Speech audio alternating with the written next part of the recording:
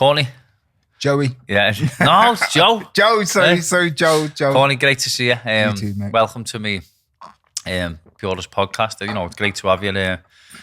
Been friends since we fought, really. We didn't really know each other before that, did we? No, we weren't friends before that, were we? No, but we didn't know each other. Yeah. And obviously, when you're rivals, you don't really make friends with your rivals. It's usually afterwards, isn't it? With hindsight. But we're friends ever since then. Yeah.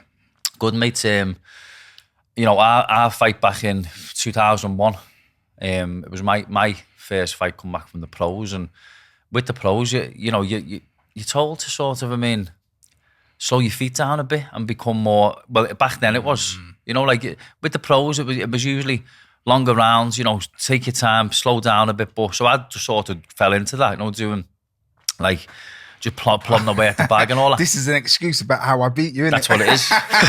Did you see that? I did. No, mate, no excuses. You were the better man by far, especially. But you, I come back. I don't think I'd even boxed again, but I watched you. In the fight before, you fought Michael Brett. Remember? Yes. Remember? Kid from the Will. Yeah. And he was dead ragged and dead like rough, and he looked like he was like sort of on top of you a little bit for the round. And I thought, fucking hell, I fancy to see you next week. But then you obviously got on top and stopped him in the third round, I think. But I think he was just like dead raw. And when you're fighting someone like that, who's really raw, it's sometimes hard to get to grips with them, isn't it? Yeah, I suppose you've got to try and break them down. Do you know what I mean? Yeah. And you stopped him in the third, but I thought, I don't fancy this next week. But then when we got on the ring, you were just, I remember, I just couldn't get out of the way, your jab. You were just really, you had as an amateur, you had really fast feet for the light heavy, didn't you?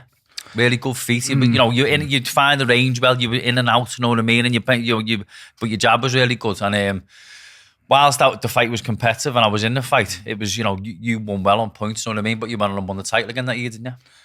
I believe so. That was your second debut title? No, that would be my third. Third? One. Oh, okay. Islington Boys Club, I started off with there.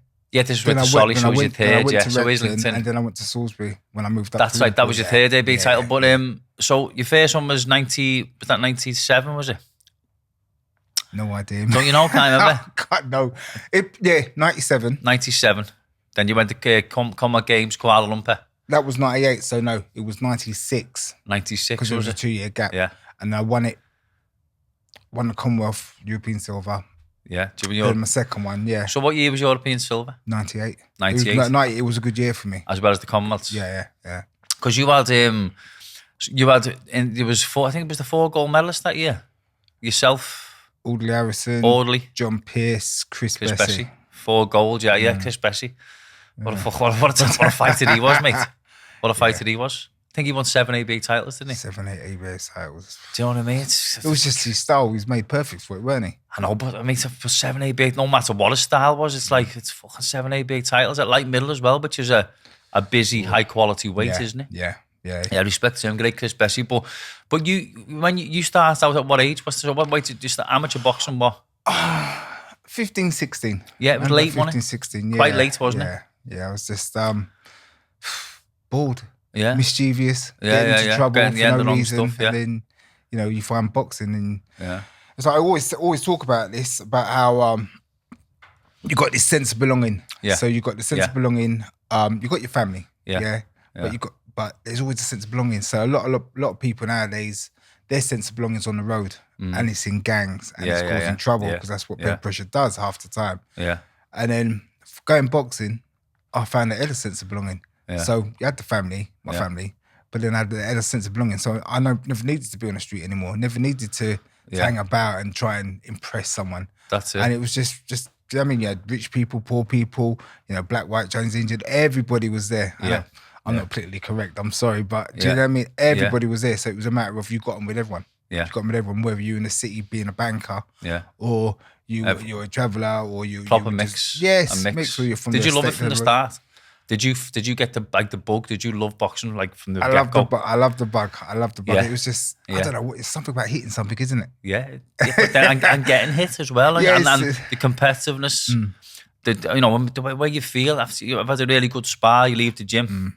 Have a shower, go and there's no better feeling, is there? Yeah. It's like that even with exercise in general. But when you've been like competing combat sports, you get that extra level of endorphin release, don't you? Yeah, definitely. So late on, you started late on. So that was, if you were 15, 16, that was around 91 or something. Yeah. So then you kind of had loads and loads of fights before you were then winning the likes of Commonwealth gold medals and things like that, and boxing for England and winning ABA titles. You kind of had, do you know what I mean? I think I had about 20. That's what I mean. It's not a lot of fights, is it, to go on and start winning gold medals for your country and things, is it? Yeah, most people. I was hungry for it, mate. I was hungry. Yeah.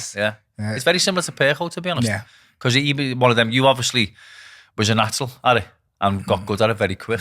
Do you know what I mean? So you were first ABA title for it was Islington Boys, wasn't it? Yeah. And was it? Do you know what was the catalyst to get you into boxing? It was just because you were pissed off just walking around. I was hanging about, getting into trouble, just being an idiot. Did anyone advise you to get into the gym, or was it your own choice? Yes, it was my dad. My dad took me to the first gym. Did you take you down? One of my mates did afterwards. Went to gym with my dad, and went to another gym with my mate, and then I was just got addicted to it. Yeah. Just loved it. Yeah. Enjoyed it. Relished in it. Wanted to, looking on in the Olympics. I remember Adrian Dodson. Do you remember Adrian Dodson? Yeah, I remember Adrian he was Dodson. I think he was from the States, but he was boxing for England. Or That's he had right, yeah. parentage or whatever. Well, looking at that, and I think, whoa, I can do that. And you always look at boxing. Did he go to the Olympics? Yeah. For who? Great Britain. I didn't know that. No. What year was that? Was that 96 maybe? I've got no idea. It may have been. Because it wasn't too tight. It was obviously the one before. Yeah. So the one David Burke went to then? Atlanta? Yeah, maybe that. Yeah. Go on, Adrian. Oh, no, it wouldn't have been Atlanta because he went with Fowler, Akinsola. So it would have been the one before. That's right. It was just them two. So it was in 92 then, Barcelona, when Robin Reed went, wasn't it? Yeah, so what it was. I didn't know he went to the Olympics. Wow. He did. Okay, I'm pretty sure he did. Yeah. But I'll be looking on TV even now, and why are they holding? Why don't they throw this punch? Why don't they throw this shot? Yeah. You think, I could do that. It's that easy. Yeah. And I went into the ring thinking that. Yeah. And it wasn't that easy. No. You know, it's not that easy. No, it's not it's as all easy right. as it looks. So, and that's what caught me. That's what caught me. I thought, what I can do, so I'm going to keep at it. Yeah. So did you win any like sort of junior or any NABC, junior ABA titles, things like that? Or was you a bit too old maybe? No. Because you would only be just been starting out when you're at the right age for them tournaments, you know what I mean? Won my first title. I used to say in 5 fights, but looking back on my card from Alan Lynch, it was 7 fights. Did you? You won a title after 7 fights. Yeah. What was that? NABC. Did you? Yeah. Wow. That's something else, that. Because I entered all them tournaments for years. I got to a junior ABA final. I lost to Ryan Walls, remember him? Yeah. And I was taught it was 5-2s that year, and I believed I was well up the end of the fourth. And my coach at the time said, "You're well up, stay away." And so I stayed on the back foot the 5th round and got beat. But that was just it looked to him and everyone else that I was well ahead, and I just about got pipped. And never won any junior titles, and that was after like boxing since I was about 8. Do you know what I mean? But come on later on. Come on when I got to 19. Obviously, when I won the ABAs that year. I think it was a couple of years after you.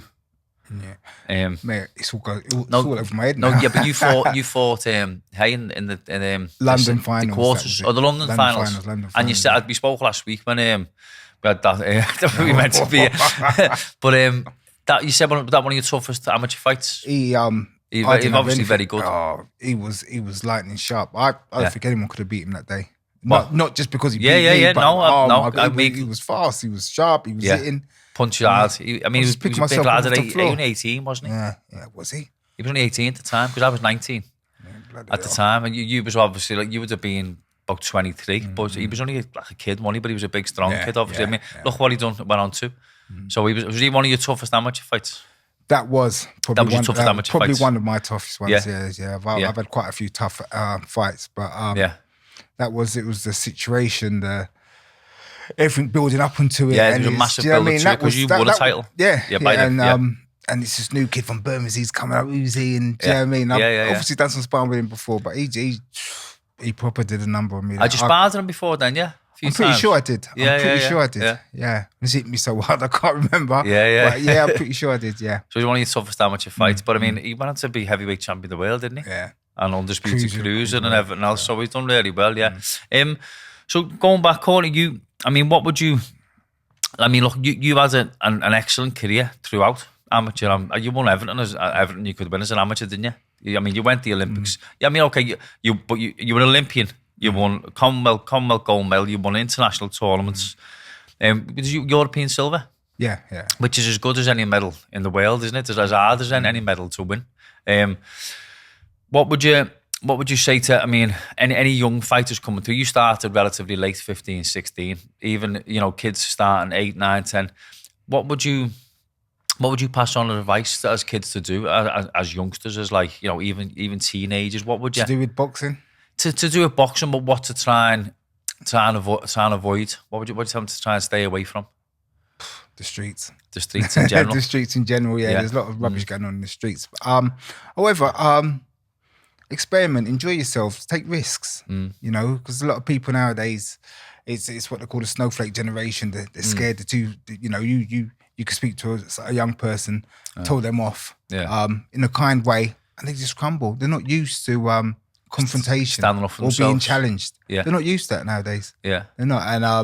And this is me going to rant on now. A lot of young people, they're engrossed in their phones, technology. Yeah. It's a big thing, Facebook, Instagram, TikTok, they're like that. They're glued to it. Every time I drive in the morning, I swear to God, I nearly knock a kid over because they're like that. They're glued to their phone. Yeah, crossing the road. So, they need to. I would advise them stay away from that. It's part of the time now. So you're gonna have to get used time. To It's different. I mean, don't buy into the whole social media thing or try to limit or really restrict your use of it. That's what I think. I catch our Sonny sometimes looking at TikTok and it's literally looking at just nonsense. People, just complete strangers doing nonsense things, and I can't help but go, lads, come on, what are you like that for? Oh, leave me alone. I go, but you could, and they can't always be training. They can't always be doing something. They need some switch off time and downtime. But it seems that their concentration can get lost for literally hours. But look at this, you've got all these YouTubers. Yeah.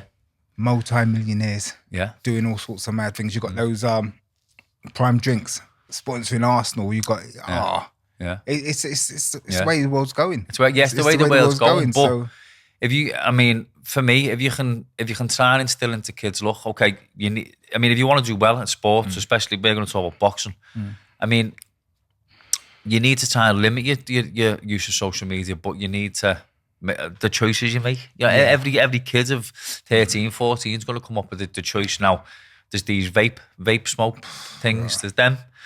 There's always going to be a spliff getting passed around, and people going to start having a little drink here and there. Do you know what I mean? It's like we all done it. We all done it. You said to me last week when I was with you, I think you can't really expect to go to the vet as far as you can go in a boxing career if when you are at the gym you're going to be drinking. It comes to a stage where all right, you could use it as a coping mechanism. You could just use it as when I started off 15, 16. That's the time. That's the age. That's the age. That's the age. Adolescence and you're going out and stuff like that. And I had to be dedicated. I had to be disciplined. I had to keep myself in. And there was times when I wanted to go out. I couldn't go out. I couldn't go out because I had this thought in my head about the next guy training hard, up early. So do you know what I mean? That's not a flaw though. That's a good thing. No, it's good for you to. I think for you to have in your head that advice you're giving yourself.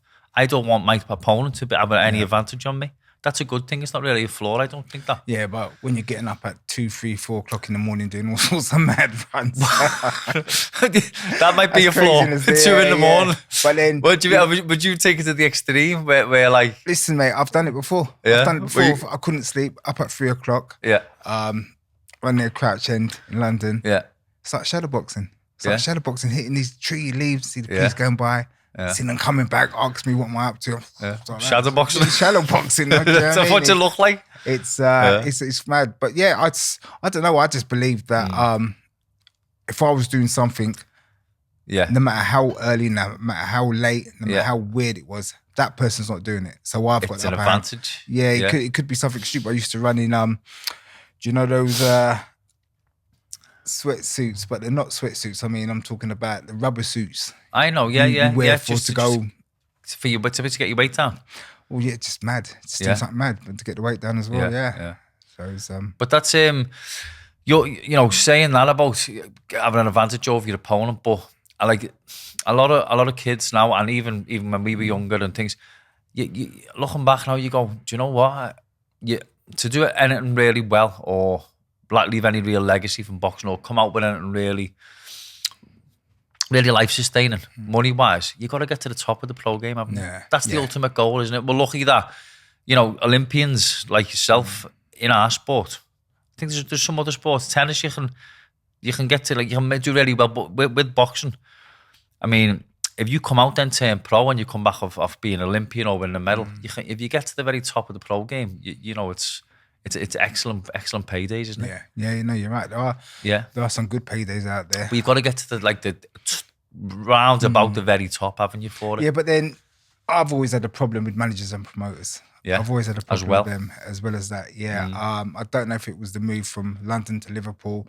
I don't know if it's because I wasn't in a stable. Yeah. I've got no idea. However, looking back with no bitterness, I don't think I was treated the way I should have been treated. Yeah, but I'm not complaining. No, it's not sour grapes, but I get you because I mean, based on how outstanding your amateur career was, you should have been brought through in a better way, with a view to getting to the very, very top. But I mean, where do you think that it could have been where you should have been nurtured a bit more? Because you turned pro. Was you about 25 when you turned pro? 25, 26. Yeah. Went with I think I was with Frank Warren, and then apparently I wasn't with Frank Warren. So then I went with Audley Harrison, and then from then it was just like promoter after promoter, Chris Sanigar, someone else after that. With Sanigar was a bad experience for you, wasn't it? A bad experience in a way where I think we misunderstood each other. With issue with the contract. Yeah. And Audley had just obviously you went the Olympics with him in 2000. He obviously won gold, and then I mean he did put British boxing on the map, didn't he? When he won that gold in 2000, it was a massive deal, wasn't it? Yeah. He also, I think he was he helped. I know. In fact, he put us on. He put us on the lottery. He helped, the lottery funding. That helped secure that. He helped secure all of that. So in all fairness, he wanted boxers on the board. For picking other boxers to go fights and stuff like that. So he has done a great deal. No matter what people say about Audley, he's done an amazing lot for amateur boxing. Do you know, funny enough, like someone who had a lot of respect for Audley, a lot was Pricey. Because I hung around with Pricey for years, remember you were boxing things, and he had a massive respect for Audley, and he looked up to him even when he won gold. He was like, wow, look at Audley won a gold, and he obviously ended up beating him when they were both pro fighters, but he really put a lot of, obviously the same as you just said, then he put a lot of what fighters after that, they done really well, like money-wise, didn't he, and things, because of what he done by winning the gold that time. Yeah. So what speaking about young fighters then, Courtney, like we just talked before about, so was there anything that you would have liked to have taught, you know what, if I could do it again, if I could speak, if I do it again now, what would I change? What would I, you know what I mean? What about off-season times? What about... Do you know what I would do? I probably would have turned pro a little bit earlier. Yeah, that was probably what I want. Because at the heavier weights, you want to try and... do it again. Yeah, about 25, 26. But then again, Courtney, don't forget, you never started boxing until about 16. You've done a lot in them 10 years, didn't you? Do you know what I mean? So you're probably thinking experience. And then with you were in a time frame where you just won a Commonwealth gold. And then you're going, well, if I win Olympic gold... And by then you're like 23 or something. Yeah. In 2000. Oh no, 25, aren't you? 25. You're 25, aren't you? Sorry, yeah. So no, I don't know. Probably would have, I don't know, stayed, turned over quick fast. Turned over a bit quicker. Yeah. Got myself in the camp because I was like, I was here 1 second. Yeah. Here, next bit of a gym. gypsy. Yeah, but I would have just traveller. Yeah. And I would. It's not a disrespectful thing, is it? And I would have just do you know what I mean? Buckled down. But I don't know. I don't know. It's, I don't know. I think I was just badly managed. Badly managed to an extent. But I mean, you went on to have like a really good pro career anyway. I mean, you shared the ring with the likes of Roy Jones. I mean, he's a living legend, isn't he? I mean, how was that? How was that for you? It's a bit surreal. We came back from I shouldn't tell you this. I had to lose so much weight for a fight the day before. On the day, but did you meet him at light heavy? No, he was cruiserweight. Oh, was it cruiser? So yeah, but you still had to. Yeah, okay. And it was I I was eating on the day of the fight, having breakfast and lunch. So that's unheard of, isn't it? Because you usually strip down. Yeah. But yeah, he's boxed him. Talked to him afterwards. He was a gentleman. He was like, we were drinking champagne like we'd won a world title. What, you and him? And no, not him. Me and a few lads we went over there with. And he was just drinking cups of tea. Yeah. In the corner. So but he was pleasant. Because he's probably one of the best ever as a boxer, isn't he? He was so. I mean, 5-weight world champion, something like that. And do you know what? Going back to who hit me hardest, Enzo McAnally. He is bloody hard. Hit you hardest? He hit me hard. Yeah. I don't know, man. He was a massive puncher, Enzo. Yeah, I remember him hitting me and I just getting back up for some reasons. Yeah. Because it's the ones you don't see that hurt. Yeah, it's the ones you don't see. They knock you out as well, aren't they? I mean, because... Go on. I've got no idea I was getting back up. Yeah. I've got no idea. It's just ignorance, stubbornness. Yeah. I hate it. So. It's heart, isn't it? It's just heart. I mean, you'll probably, no doubt you're the same as me. I've never ever, I've been down in fights before, but never ever down where I've gone down and I won out. Do you know what? I've always said that if I got knocked out, knocked cold. out, I would stop. I would stop. Get knocked out in sparring all day long. That's it. But if you get knocked out, that's just too scary for me. I don't want to. Yeah, I'd never ever want to see myself senseless lying in a ring, and I never did. Good enough. I don't. You did. You never did. You never done that. I mean, you obviously been down and been stopped, but I have. I've been. Do you know what? You're gonna laugh. You had Tony Dodson on there, didn't you? Yeah. And he hits hard as well. He's always a big puncher. I was punching him. I remember boxing, and I used to love boxing him. Sparring him. Yeah, sparring with him. And I remember once, I come back off the ropes, and he went bang. He's hit me. And this was probably the closest I've ever been to being knocked out. Yeah, but I remember getting up and you're trying to find your feet like that. Yeah. He caught me square in the chin. Square in the chin.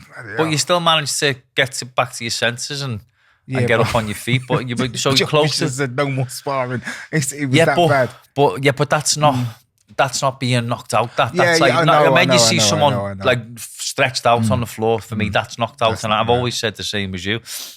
I've never seen myself on a ring like that, on a floor like that in a ring. That'd be the end for me. And there's been a lot of fighters who that's happened to, and it's destroyed their life. Yeah.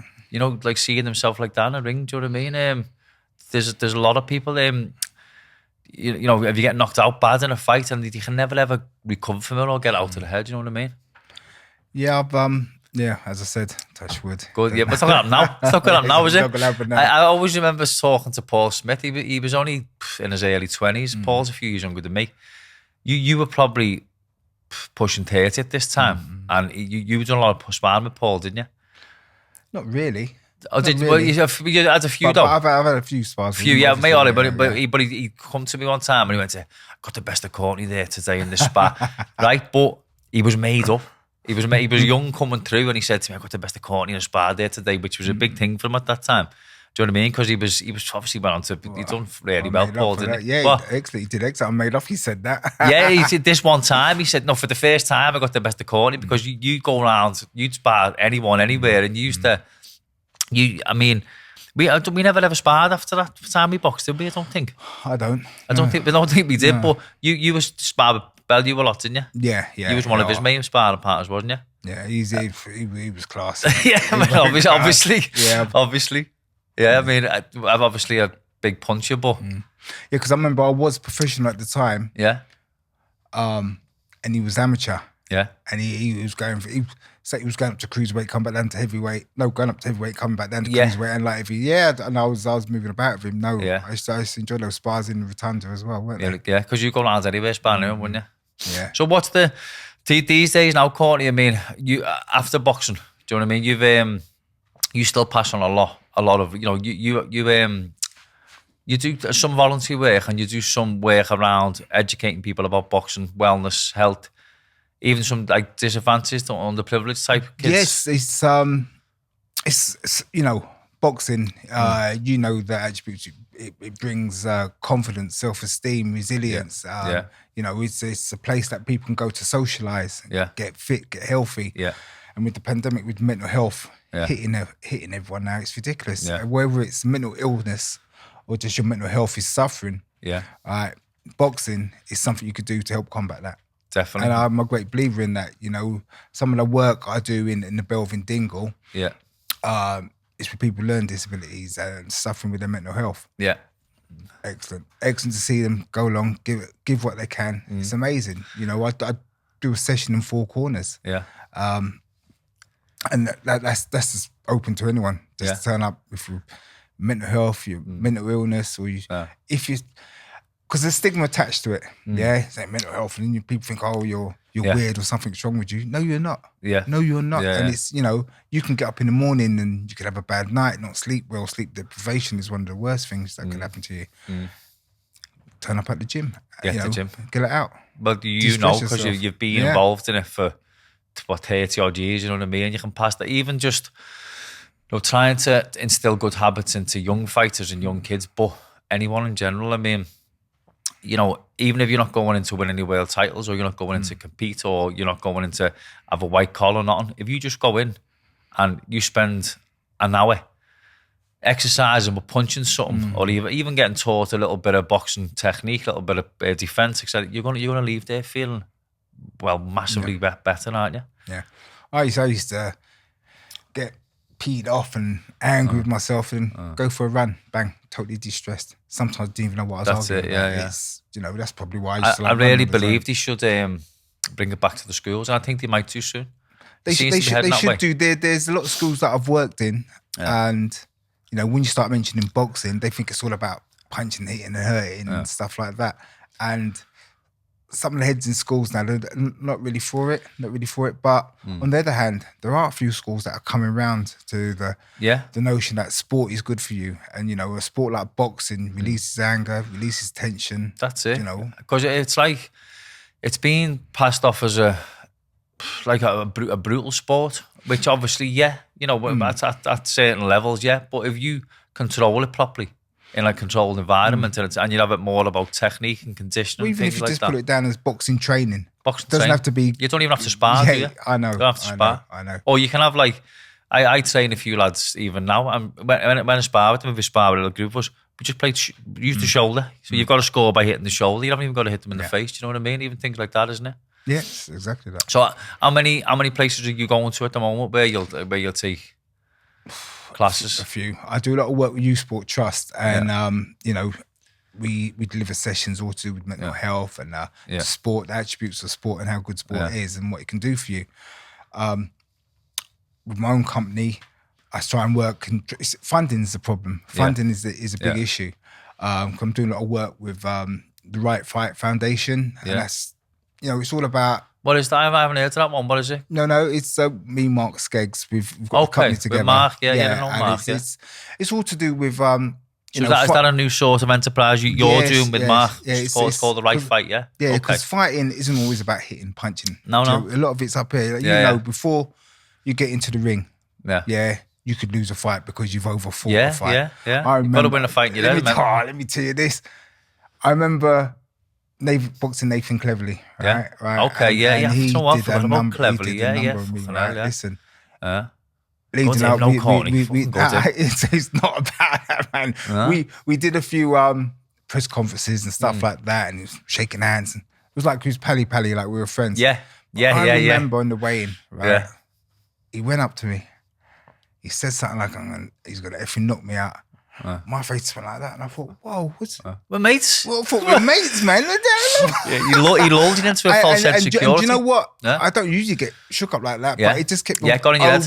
It got into my head. It got into my head. So at night, I'm sitting down, I'm thinking, "What bastard? What's he doing?" Right? And it burnt me out. Yeah. But clever by him, to be fair, as a fighter. Do you know what I mean? Do you know what? It's funny because I done something very similar with Tony Jeffries in an AB final. I was pally and matey with him because he's a dead nice lad and he's a good mate now. But I know, but don't get me wrong, I'm not saying I would have beat Tony Jeffries. He's an outstanding fighter, but I should have had a little bit more spite in me. I think I'd got to I think it was a second AB final after years of getting to a final when I won it. And then I'm like in a bit of a false, in a comfort zone. Yeah. And I'm letting him be my mate in that. And then fucking he jumped off to do the bell, went bang. And that again, I'm like, well, hang on, my mate's out before. He stole a fight off me like that. But he done that with you mentally, didn't he? Yeah. Nathan Cleverly. Yeah, it's, as an amateur, Yeah. Don't get me wrong, as an amateur, I think I was angry as an amateur. Yeah. But towards the end of my career as an amateur, I lost the desire for the sport. So that Towards the end of your amateur career? Yeah. So that aggression, that bit of anger, spite. Yeah, that spitefulness seemed to have gone. Yeah. Seemed to have gone. But yeah, when I started going through the ABAs for Islet and Rept and Solly, I was there was that nasty person inside me that could get out every now and then. Yeah. But I don't know. It's just because you've never been you've always been like a nice, friendly type fella in and out the ring. Like I don't mean you're not spiteful in the way you fight, but you were never that mouthy. Nah. Big, do you know what I mean? You have respect maybe for your I should have been. Maybe I should have been, man. Yeah, because look what it's done for certain fighters. Because if you think about going back to Tony Bellew, he's not like that, is he? No. He's out the ring. He's as friendly as you can meet, isn't he? But he used that to his advantage, didn't he? I have that conversation with people. It's like, I don't like Tony. Yeah, I go, you don't know him. You don't know him. You don't know him. I look at him. I go, listen. That's his persona. Listen. If you go out, he'll always take time for you and say hello to you. But it's clever. It's clever the way he's done, isn't it? He used he played the game to his advantage, and the mouthiness and the brashness and the arrogance and the trash talk, it worked for him, didn't it? Yeah, it worked for him. And I mean, the end game of the pro boxing game is to come out with good money for the rest of your life, which is so hard to do, isn't it? Yeah. Do you think that there's looking at youngsters coming through fighting now, because like we said before, I think they've got to stay away from a lot of social media, but I know I honestly think, Courtney, right? I think there's two ways you can go as a fighter or a sportsman. I think if you start having the occasional drink at 14, 15, you can forget being a world champion. Do you agree with that? Yeah, you'll probably get into some sort of habit. Yeah, even if it's only an occasional habit. Well, it's going to be like this. Choices become habits, yeah? So you decide, if you make a bad choice, like you decide to smoke or you decide to drink, it's going to become a habit in time. Yeah. And habits are hard to break. They become more regular, won't they? Yes, that's why you need to start putting in good habits. That's it. Good choices, rather. And those good choices become good habits. That's it. So it's hard to break as well. Yeah. However, peer pressure when you're younger. That's it, though. That's what this is what I'm trying to say, because, like, I mean, when you start out young, 15, 16, when the summer came, when the summer months came, would you go missing a little bit and have a bevy with your mates for a couple of months and still train, take over? A couple of months. I mean, when you'd be off in the off season. Do you know what? Probably, I'd probably train all the way through. I remember training through. No, because you're just a serial trainer, but would you mix that up with like little nights out and that? Probably would do, the weekend, go out of bevy with your mates, stay out late, 3, 4 in the morning, because me and Perk have done that to the extreme, and people, and whereas we still trying to live the life of, high level or elite level fighters, but then in our downtime, living the life of fucking like normal, like nutters, you know what I mean? I think for young kids who've got like high ambitions, every boxer wants to be a world champion. Every boxer has that dream, don't they? But when you're young, you wanna live life a little bit. You wanna go out, and if your friends are going out, your friends will enjoy themselves. You're hearing all these stories. Oh, we did this last night. We did that. Yeah. You probably want to be part of it as well. It's but it's a thin line. You got to be disciplined. You got to be dedicated. And you got to be determined. Because I think I don't think. I mean, maybe there are. Do you know, like Ricky Hatton had a crazy astronomical career, but then in between fights, he's obviously drink a bit and blow up a few stone and weight and things like that. But I think a few might be able to get away with it to an extent. And still get to like right to the top where he did, because he was an outstanding talent, wasn't he? But I think but there's so few who get to reach them, them heights, isn't it? There's so few who get to that level. But then if you want that chance of getting to there and becoming world champion, I think that even very young, someone's got to get you and go, look, there's some choices here. And you've got so many kids out there now that are hungry. That they don't have the resources that we may have, or that we did have. So they're going to be hungry. So you're running 5 times a week. They're running 10. Do you know what I mean? They want it more than you. So that's so you got to look at it, and skill will only take you so far. Yeah, because that's what you used to do. Like you said, you used to always you push yourself by saying, "I want to do more than my opponent." Listen, mate, I used to go in the ring knowing.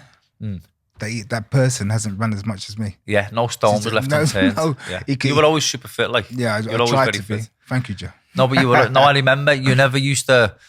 I've never ever seen you blowing in a ring. You used to even like have your mouth shut. You just like you used to be able to keep your mouth shut right to a whole fight. I never used to understand. Do you know what I mean? I did. I never used to understand. What do you understand why people go? What? I've only realised what that was, so they can breathe.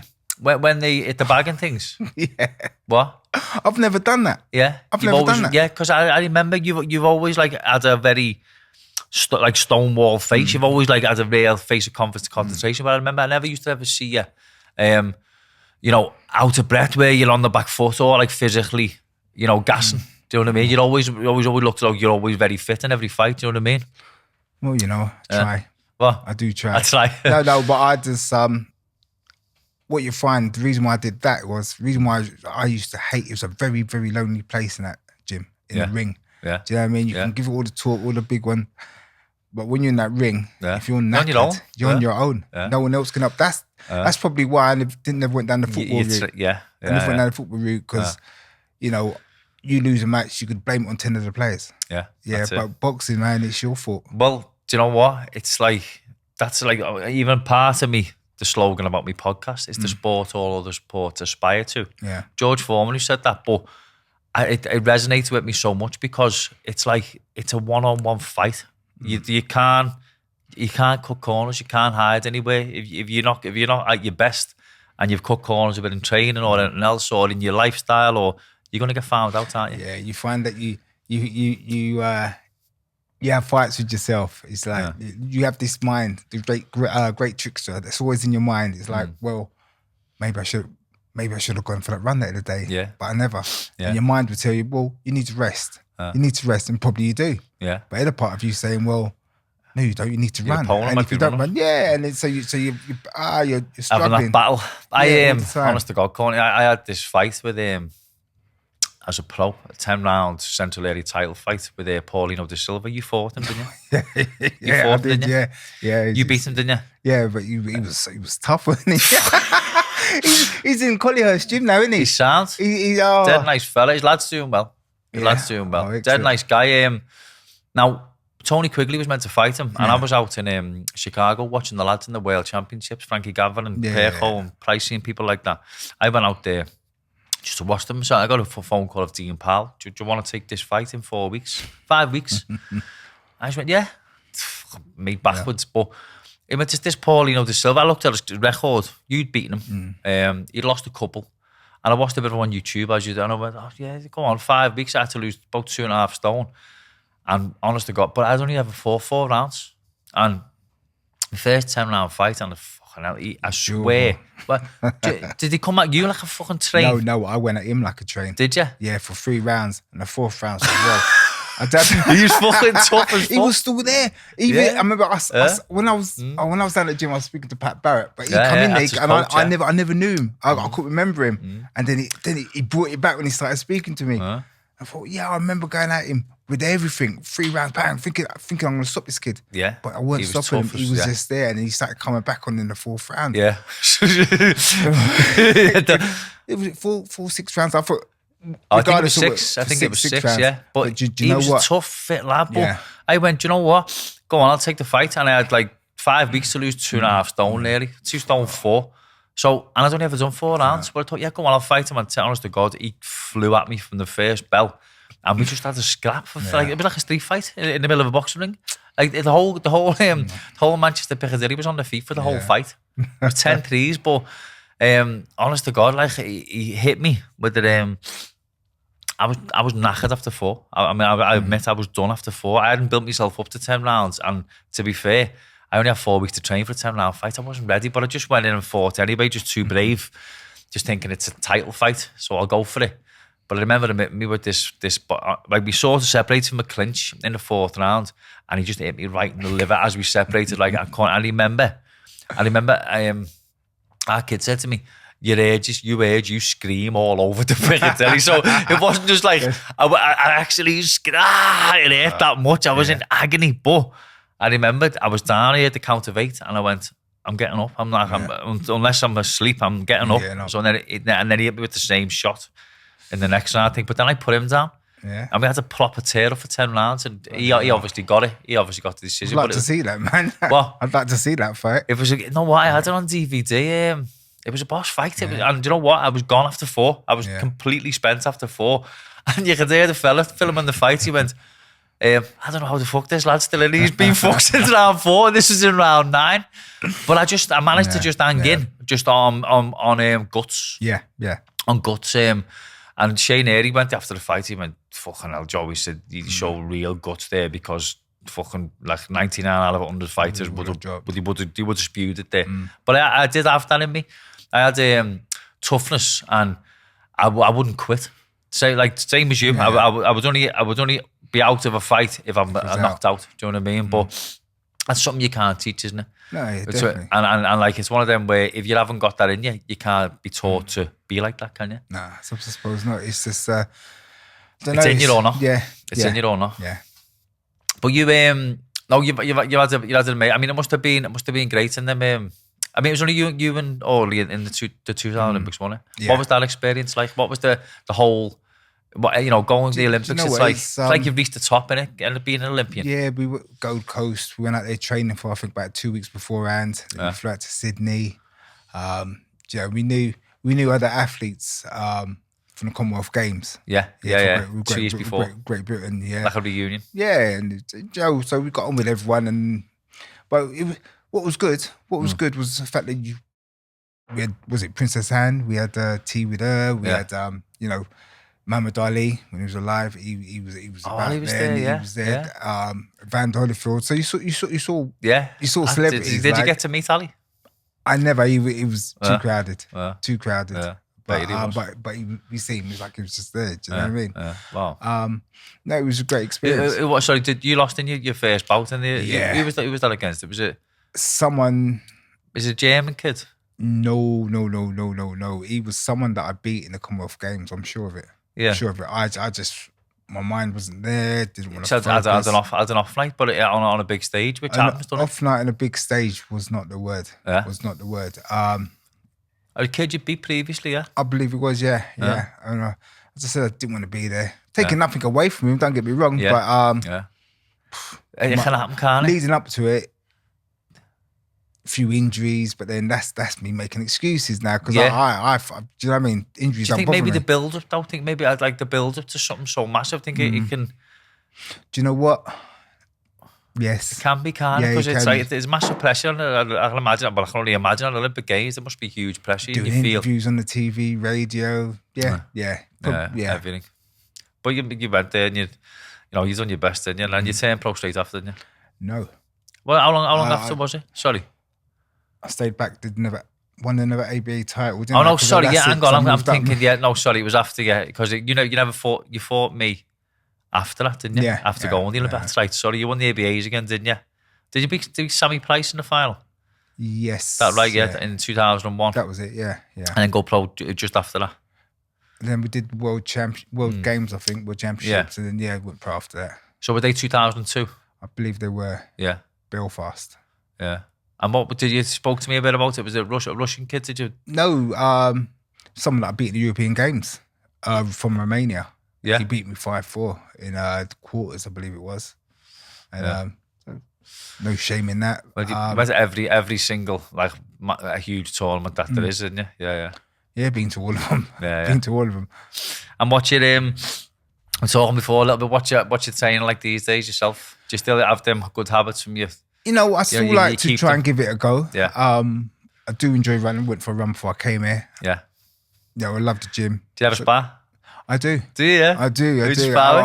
I'll mention the last person I had a spar with. No. Come on, tell me. No, he wouldn't want it. He wouldn't. I wouldn't want it. No. Does he want to keep quiet, does he? No, but we have a little mess about what we used to every now and then. But, I want to know. No. I want to be involved. You don't, you don't. So, it's No, I spar all the time. I do. I'm as backwards as you. You're trying to rewind it back to 2002. Yeah. No, I want to be 2001. Yeah. Do you know what? I get in the ring. Do you know what? I thought, no. The last time I sparred was probably about 2 weeks ago. Yeah. Yeah, and it wasn't the person who I thought I was going to mention. Yeah, so, you know. But you get in to help people out. Just come on, I'll give you, just so let them work away on you and things like that. Yeah. Well, I wouldn't say work away on me, no, but sometimes because, you know, I've got this persona, if he hits me once, I've got to hit them twice. Yeah. Then they've got to try and come back. Yeah. So it's but that's the thing. That's why I sort of try, like, I've purposely stayed away from competitive sparring for ages now. Do you know what I mean? Like, because I just go, do I want that? Do I want that little feeling back where, hang on a minute, do you know what I mean? It's an illness. It's an illness. Yeah, and let me tell you something now. Condition. It's bad, do you know what I mean? Illness. I'm 31. Yeah. No, I'm not 31. You know I'm not 31. I was running today, and there's two people in front of me. No, are you talking about when you were 31? No, I'm talking about half an hour ago. You felt 31? No, I didn't even feel for 31. Yeah, right? I was like, on your run before, I'm running, and I see these two people ahead of me. I'm thinking, I just want a nice little jog, sweatsuit on, relax. Yeah. You even want to catch them. I had to overtake them. I had to overtake. Mad, isn't it? It's mad. And I've gone past them, and I'm like, oh my gosh! I've got in my mind. Yeah. You've got to do one more lap without them coming. So I've whizzed off. I've whizzed off. And I can hardly breathe, you know, and I've got the sweatsuit on, and I'm thinking, oh my gosh, what am I doing? Looking back, they must have stopped ages ago. Yeah. And you're still I'm fighting. You're still trying to beat them. Yeah, I'm still trying to beat them. It's mad, isn't it? The competitiveness. But you know what? It's like, it's like, you know, Jodie's little girl, Valentina, like, I'd go to, she's only 7, and I've never seen a more competitive person, but I think it might just be in you. Because, like, she wants to win everything, which is great. That's great. Because, you know, as a little girl, you wouldn't expect her to want to be so, you know, so competitive. We went to Blackpool the other week. Like, listen to this, Courtney, we went to that. Honest to God, she can sort of turn to any sport. She's so sporty. And we went to Blackpool, and we had a little game with this basketball thing, me and her, right? And she literally, she drew with me. We scored 6 hoops each in the same amount of time. And she's only that big. Well, she's about that big. She's quite tall, to be honest. But I think competitiveness is something that, again, I think that is a little bit missing these days in today's society. Yes, I believe it is missing. It's being diluted on it. Yeah. Do you get me? I get you 100%. But the illness I'm talking about is that I've got to win at everything. Yeah. So if I'm playing cards with my kids or something like that, I've got to cheat. You can't even let them. No. You'll even cheat. No. Why not? Why not? That's the illness. That's a good thing to show your kids. But it's that drive, that drive, that aspiration. But cheat that cards though, Courtney. That's not drive. Cut it off, man. No. It's no, that's the illness. That's the illness. But what I'm saying is, some of these young people nowadays, they that competitiveness, they haven't got it. They're just like sedate. It's all right, and the brains are going to mush from just looking at too much shit on the internet and on social media and things, isn't it? And I suppose it's in some places now, if there's a race, everybody gets a medal. So there's no desire, there's no hunger to go forward and what's all that try about? And bet yourself. I know. It's, you know what I mean. It's like a climb to win or want to be a winner, isn't it? Is this part of society that we're supposed to just mold into? Who wants to mold into it? And you know, and you're meant to want to stand out and be the best, isn't that what it's meant to be? And be different. But people don't want to be different; they want to be the same. It's like, scared of upsetting someone. Once again, with these kids, I've got a proper moan about kids today, haven't I? Yeah. They all want to wear these expensive, you know. But everyone's done that. Yes. Every kid's done that. That's ego, isn't it? Yeah, I suppose. And you know, I mean, every kid and every young person is being guilty of that to some extent. Everyone. I haven't. What? I haven't. You must have had an ego at some point, Courtney, when you were younger. Come on, fuck off. Yeah. I've never had an ego. Come on. You can't say that. Bad. But I'm an ego. I only show this ugly head with people that I'm close to.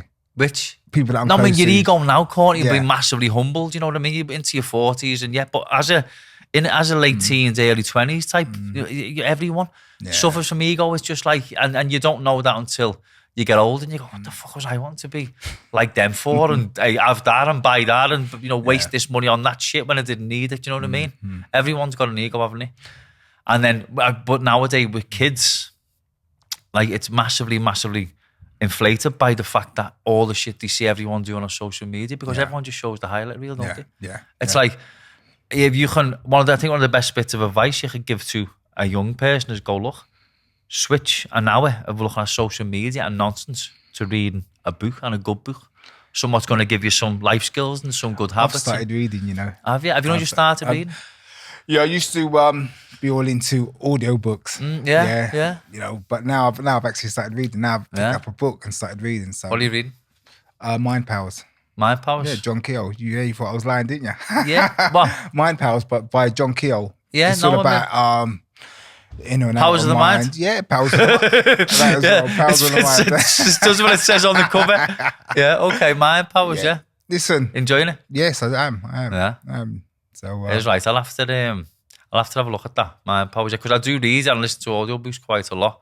And you know what? They're another thing what can help you stay away from like ego and bad habits and things like that. And you know, especially with kids, if you can go like that, look, and you can recommend certain books to them.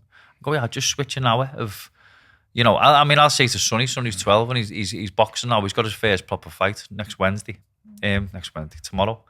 He's had 4 skills, but he enjoys it, Courtney. He loves it. And I'll say that to him. Well, I'll go to him, look, you know, you want to be a boxer. This is nothing to do with it. I'm not for he wants to box and he really loves it.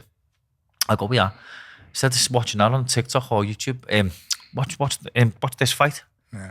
You know what I mean? Watch how he moves or watch his footwork, because like anything, you can learn so much from just watching other fighters, can't you? And he does do it. He enjoys it. I mean, he's got a good work ethic and he just enjoys it. So it's exciting for me to see. You know what I mean? Excellent. Yeah. I mean, are your lads? Did you say your youngest lads? They love football. They love boxing. More football. But, more football. But one has expressed an interest in boxing. Yeah. And who's that? Youngest one, 14, but he's 6'3". 6'3". He's a monster. And how old is he now? 14. 14. But they're you know what? I'm not pushing them. No, because you can't. Let them naturally gravitate towards it. Yeah. At one stage I wanted them. Do you know what I mean? But now they've come to me. Dad, will I do boxing? Can we go? Can we go do RT? Can we do this? Can we do it? Can we go full course? Can we? Yes, of course. Have you took them down? Yeah. Has you done a bit? Do you know what? It's sad. It's weird that it's come about, but they want to start this week. Yeah. Yeah, but so. So are you going to start taking them down? To take themselves down, they're big enough. Yeah. Do you know what I mean? And I suppose if I take them down, it's that I'm pushing them. You're taking situation. them. So let them go themselves. Yeah. Because I'm lucky with Sonny because he's been going since he was 8, and you know it's like I don't want to have to say. I mean, there was once the other week. I said he had a tough day in school, and I just went, all right. I said, but you fight next week, so if you have a day off, if you get beat, that's why. That's it. I said, if you lose next week, it's because you missed the gym tonight. And he went, all right, I'm going. You know what I mean? So it's great to see. Great to see for me. It's right. All right. Well, Courtney, look, listen, it's been great to see you. Great to see you, Joe. Thanks for coming down. It's great for you to pass on some of your wisdom. You know, we've touched on what you think kids should do, you know, with their own careers. You give great advice, and, you know, massive respect for your career, both amateur and pro. Yeah. Thank you, Giza. Thanks, mate. Good to see you. Thanks, Courtney.